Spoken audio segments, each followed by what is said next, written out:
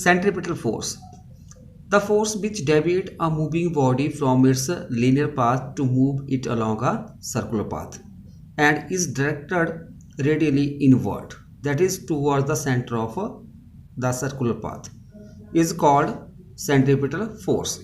जो centripetal force होती है, अगर कोई बॉडी जो है लीनियर डायरेक्शन में मूव कर रही है तो उसको वो वहाँ से डेविएट कर देगी, मतलब उसको वो वहाँ से उसको मोड़ देगी किसमें, सर्कुलर पाथ में, जिसके कारण क्या है, बॉडी जो है लीनियर पाथ को छोड़ के सर्कुलर पाथ में मूव करना शुरू कर देती है। और जो ये सेंट्रीपिटल फोर्स है वो towards the centre of the circular path, centre की तरफ लगती है। मतलब जो सेंट्रीपिटल फोर्स होती है उसी के कारण जो है बॉडी जो है एक सर्कुलर पाथ में मूव करना शुरू कर देती है, और जो सेंट्रीपिटल फोर्स जो होती है वो सेंटर की तरफ एक्ट करती है, मतलब ओरिजिन की तरफ।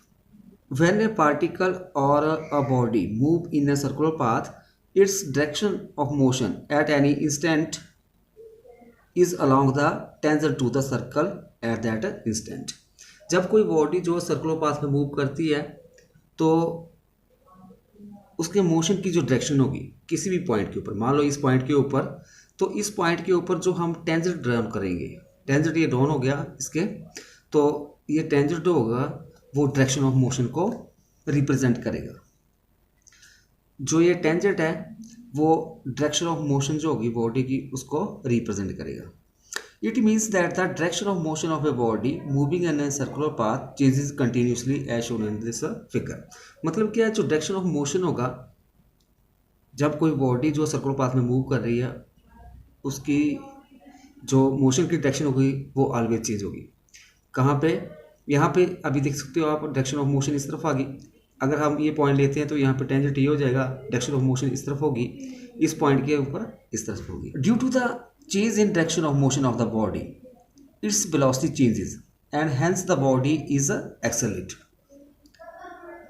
जैसा कि हम जानते हैं डायरेक्शन ऑफ मोशन जो है बॉडी की वो चेंज हो रही है, इसके कारण मीन्स उसकी वेलोसिटी चेंज होगी, वेलोसिटी चेंज हो रही है, hence the body is accelerated and this acceleration is called centripetal acceleration। और इस acceleration को हम क्या बोलेंगे, centripetal acceleration।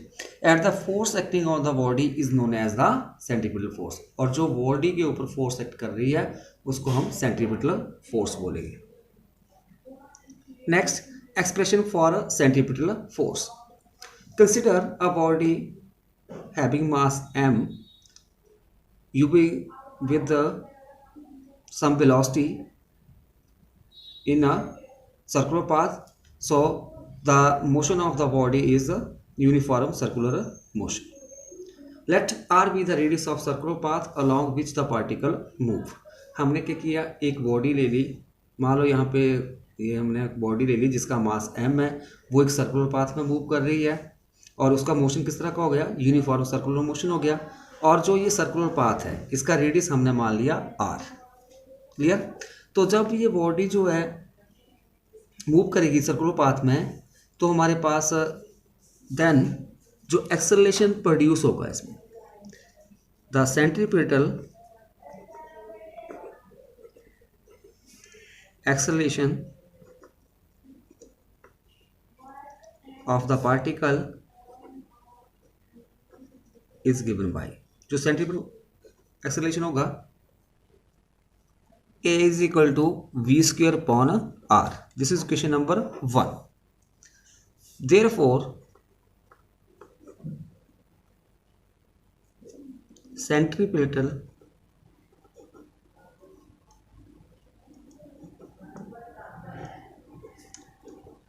force is given by,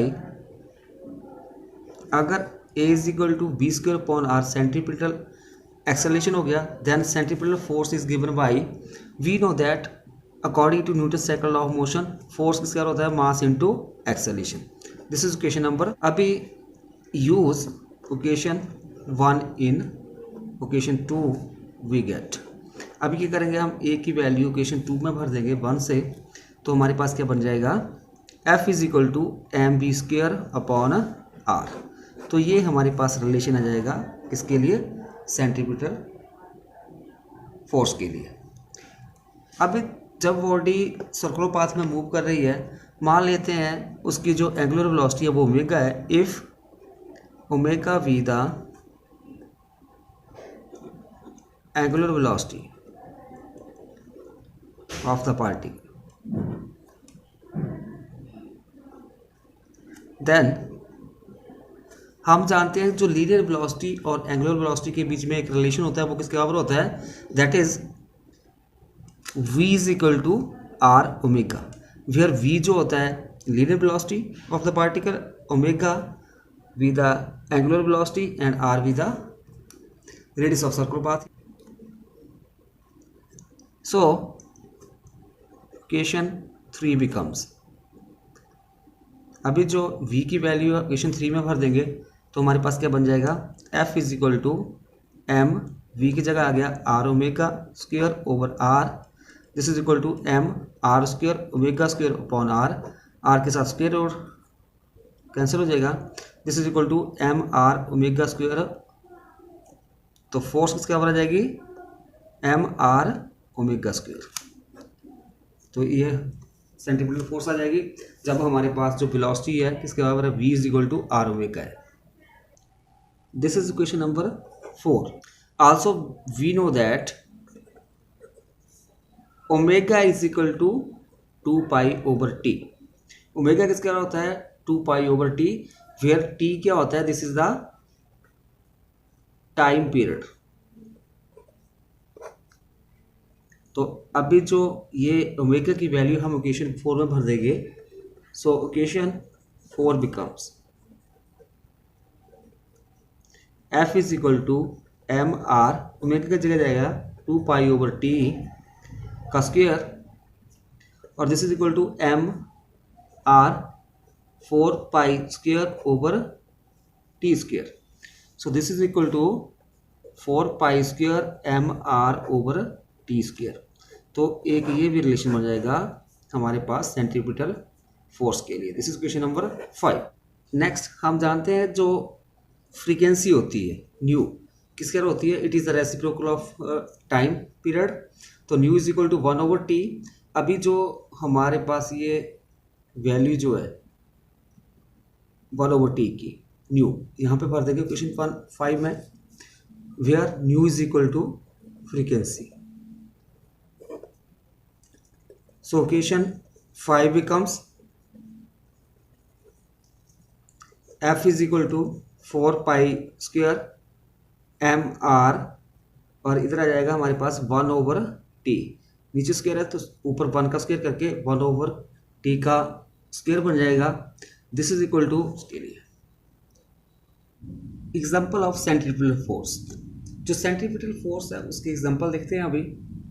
first one है the gravitational force of attraction between the sun and earth provide necessary centripetal force to move the earth around the sun. जैसा कि हम जानते हैं जो सन और अर्थ है इन दोनों के बीच ग्रेविटेशनल फोर्स है, और जो इनके बीच ग्रेविटेशनल फोर्स है वही नेसेसरी सेंट्रीपिटल फोर्स जो है अर्थ को प्रोवाइड करती है to revolve around the sun. Means अगर हम यहाँ पे ये सन ले देते हैं तो अर्थ जो है अर्थ सन के चारों ओर चक्कर लगाएगी, ठीक है, एक सर्कुलर पाथ में मूव करेगी। कैसे, क्योंकि जो अर्थ और सन है इन दोनों के बीच जो है क्या है हमारे पास ग्रेविटेशनल फोर्स है। ग्रेविटेशनल फोर्स जो अर्थ और सन के बीच ग्रेविटेशनल फोर्स है वही नेसेसरी सेंट्रीपिटल फोर्स किसको प्रोवाइड करेगी, अर्थ को, टू रिवॉल्व अराउंड द सन। क्योंकि जो कोई भी बॉडी है वो सर्कुलर पाथ में कब मूव करती है उसके लिए उसको मूव करने के लिए क्या चाहिए, सेंट्रीपिटल फोर्स। तो यहाँ पे जो है अर्थ को जो नेसेसरी सेंट्रीपिटल फोर्स कहाँ से मिलेगी, जो कि हमारे पास सन और अर्थ के बीच का ग्रेविटेशनल फोर्स। तो ये फर्स्ट एग्जांपल हो गया। सेकंड एग्जांपल में आप देख सकते हो कि the electrostatic force of attraction between the nucleus and an electron provide the necessary centripetal force to move an electron around the nucleus।